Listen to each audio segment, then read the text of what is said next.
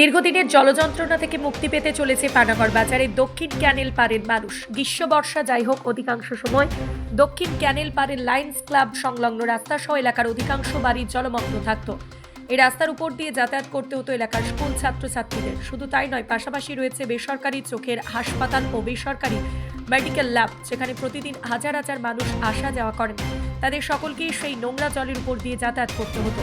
স্থানীয় Lions club বেসরকারি চোখের হাসপাতালের পক্ষ থেকে জেলা পরিষদের কর্মাধ্যক্ষ বৈশাখী বন্দ্যোপাধ্যায়ের কাছে আবেদন করেছিলেন ড্রেনেজ ব্যবস্থার জন্য। সেই আবেদনে সাড়া দিয়ে অতি দ্রুততার সাথে জেলা পরিষদের পক্ষ থেকেই সেই ড্রেনের নির্মাণের কাজ শুরু হলো। স্থানীয় বাসিন্দারা বেসরকারি হাসপাতাল কর্তৃপক্ষকে সাধুবাদ জানিয়েছেন জেলা পরিষদকেও।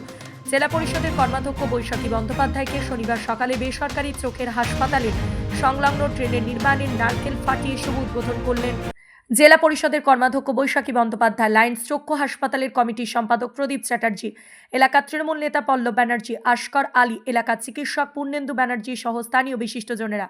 বৈশাখী বন্দ্যোপাধ্যায় জানান, বেশ কিছুদিন আগে হাসপাতালের পক্ষ থেকে জেলা পরিষদের কাছে একটি আবেদন রাখা হয়েছিল ড্রেনের জন্য। জেলা পরিষদ সেই ড্রেনের কাজ দ্রুততার সাথে শুরু করেছে। এটা সাধারণ মানুষ সহ ছাত্রছাত্রীরা উপকৃত হবে। হাসপাতালের কমিটির সম্পাদক প্রদীপ চ্যাটার্জি বলেন, হাসপাতাল কর্তৃপক্ষ ভাবতে পারেনি জেলা পরিষদ এত দ্রুততার সাথে তাদের এই কাজ শুরু করবে, যা আগামী দিনে স্থানীয় বাসিন্দারা উপকৃত হবেন। তিনি জেলা পরিষদকে সাধুবাদ জানিয়েছেন। এই লায়ন্স ক্লাব থেকে একটা প্রপোজাল ছিল যে এখানে একটা ড্রেন আর কি ওটা ঠিক করে ছিল না আর কি।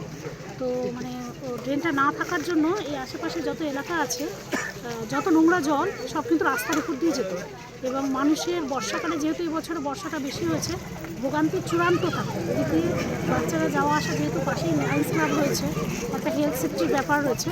তো সেই জায়গা থেকে ওনাদের দীর্ঘদিনের দাবি ছিল, এবং আমরা নির্বাচনের সময় আমরা কথা দিয়েছিলাম যে করে দেবো। তো সেই জায়গায় আবেদনে সাড়া দিয়ে এই ট্রেনটা আজকে সব ওপেনিং হলো। মানে পুরো ঢালাই? হ্যাঁ, ঢালাই ট্রেন হবে এবং ঢাকায় খরচ ঢালাই ট্রেন আছে। খরচ 6 লাখ টাকার মতো হবে। এটা কি জেলা পরিষদ? হ্যাঁ, এটা জেলা পরিষদ থেকে করা হচ্ছে, এবং অসংখ্য ধন্যবাদ যারা প্রপোজাল দিয়েছেন, যারা উদ্যোগী ছিলেন আর কি, এই লায়ন্স ক্লাবের যারা কর্মকর্তা রয়েছে তাদেরকে অসংখ্য ধন্যবাদ যে তারা এই প্রপোজালটা পাঠিয়েছিলেন আমাদের কাছে। এবং জেলা পরিষদের আধিকারিক সহ সমস্ত সবাইকে ধন্যবাদ, ইঞ্জিনিয়ার সেকশনকে, কারণ তাদের সহযোগিতা না থাকলে এত তাড়াতাড়ি এটা করা সম্ভব হতো না। প্রতিদিন 150 পেশেন্ট আমাদের আউটডোরে আসেন, তাদের আত্মীয় স্বজন মিলে প্রায় 300 ফুটফল হয়। 300 মানুষের পদধূলি ধন্য হয় প্রতিদিন আমাদের এই লায়ন্স ক্লাব পানাগড় বাজার।